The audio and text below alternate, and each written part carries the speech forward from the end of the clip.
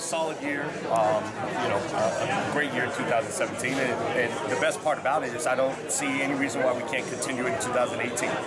We've got a crop of young stars in the prime of their careers, and a lot of fights that can be done. I mean, you just look at the welterweight division, and you've got all the other guys who are waiting to fight, from Thurman to Garcia to Porter and guys like Peterson. So if you look at the featherweight division, you got the heavyweight division. You look at 154.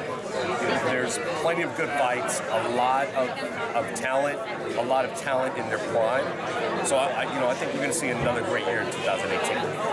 Now in the middleweight division, there are a lot of fighters from the middleweight division that are with HBO, and there's a lot that's with Showtime. Are you guys going to do any cross promotions this year? If need be, we never want to be an obstacle to having big fights happen.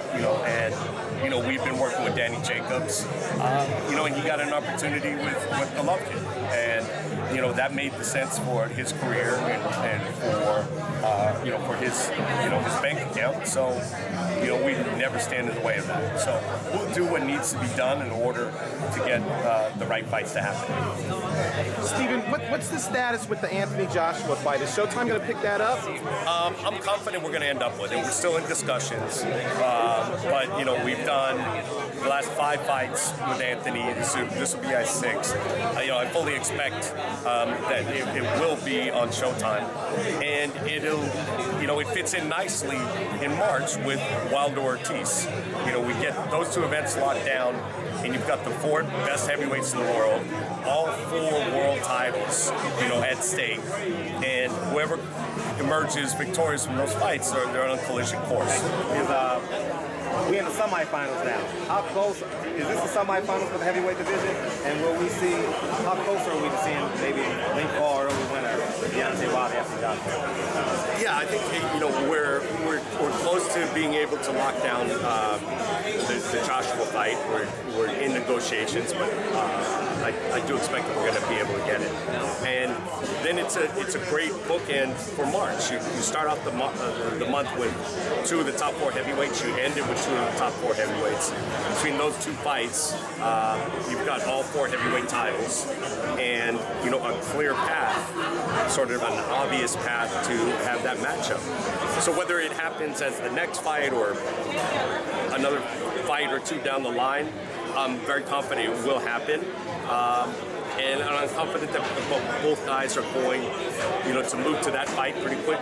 I can't say that it's going to be the next fight or the second fight, but I don't think there's going to be a dragged out process. I mean, it's the obvious fight. Both guys realize that, and I think we'll see it relatively quickly. Okay, now, Earl Spence and Lamont Peterson talked about people avoiding that 147. It's your job to put the zeros before the numbers. Yeah.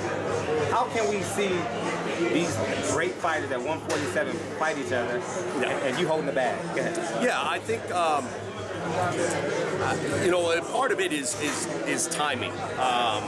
So Errol went through a point last year where a lot of people weren't stepping up.